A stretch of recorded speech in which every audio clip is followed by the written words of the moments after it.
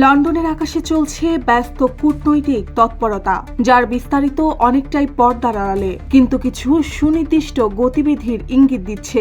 বাংলাদেশ থেকে বিদেশে পাচার হওয়া অর্থ ফেরত আনার বিষয়ে বড় পদক্ষেপের প্রস্তুতি চলছে।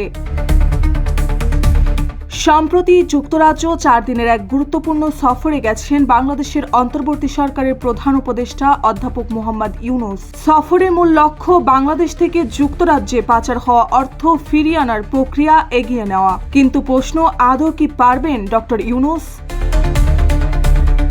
প্রধান উপদেষ্টার প্রেস সচিব শফিকুল আলম জানিয়েছেন, যুক্তরাজ্য পাচার হওয়া অর্থ ফেরতের প্রক্রিয়া কিভাবে বাস্তবায়ন করা যায় সে বিষয়ে সংশ্লিষ্ট কর্মকর্তারা কাজ করছেন।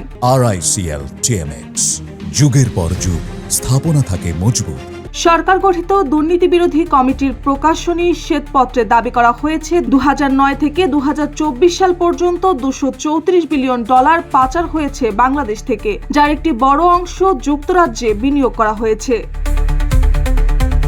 অর্থনীতিবিদ ডক্টর দেবপ্রিয় ভট্টাচার্য মনে করেন, পাচারকৃত অর্থের সঙ্গে অবৈধ উৎসের প্রমাণ তুলে ধরা সবচেয়ে বড় চ্যালেঞ্জ। তার ভাষায়, ব্রিটেনের আইনি কাঠামোর সঙ্গে আমাদের কিছু মিল থাকলেও মূল সমস্যা হলো প্রমাণ। এই টাকাগুলো অবৈধভাবে কিভাবে এবং কার মাধ্যমে এসেছে। ট্রান্সপারেন্সি ইন্টারন্যাশনাল বাংলাদেশের নির্বাহী পরিচালক ডক্টর ইফতেখারুজ্জামান বলেন, আমরা আন্তর্জাতিক মহলে চাপ বজায় রাখব, তবে আদালতে প্রমাণ করতে হবে যে এই অর্থ অবৈধভাবে পাচার হয়েছে।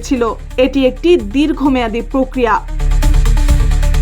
প্রধান উপদেষ্টা চলমান সফরের প্রেক্ষাপটে 3টি দুর্নীতি বিরোধী সংগঠন transparency international Bangladesh, spotlight one corruption and transparency international UK যুক্তরাজ্য সরকারকে আরও কার্যকর পদক্ষেপ নেওয়ার আহ্বান জানিয়েছেন। তাদের দাবি, যুক্তরাজ্যে বাংলাদেশিদের নামে থাকা 400 মিলিয়ন পাউন্ড মূল্যের সম্পদের খোঁজ পাওয়া গেছে, যার একটি বড় অংশের সঙ্গে ক্ষমতাচ্যুত সরকারের শীর্ষ মহলের ঘনিষ্ঠদের সম্পৃক্ততা রয়েছে। ইতিমধ্যে যুক্তরাজ্যের ন্যাশনাল ক্রাইম এজেন্সি প্রায় 90 মিলিয়ন পাউন্ড মূল্যের সম্পদ জব্দ করেছে। ট্রান্সপারেন্সি ইন্টারন্যাশনাল UK'র পলিসি ডিরেক্টর ডানকান হেমস এক বিবৃতিতে বলেছেন, এই অর্থ কোথা থেকে এসেছে, কারা জড়িত তা নিরপেক্ষভাবে অনুসন্ধান করে যুক্তরাজ্য সরকারকে তা জব্দ করতে হবে।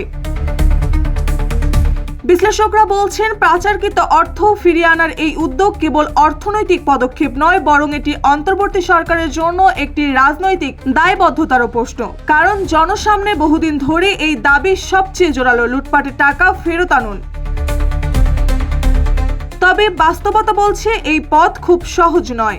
দরকার দৃঢ় কূটনৈতিক অবস্থান, আন্তর্জাতিক সহযোগিতা এবং ধারাবাহিক চাপ বজায় রাখা। অন্তর্বর্তী সরকারের এই উদ্যোগ কতদূর সফল হবে সেটি এখন দেখার বিষয়। মার্জিয়া মৌ, রূপালী বাংলাদেশ।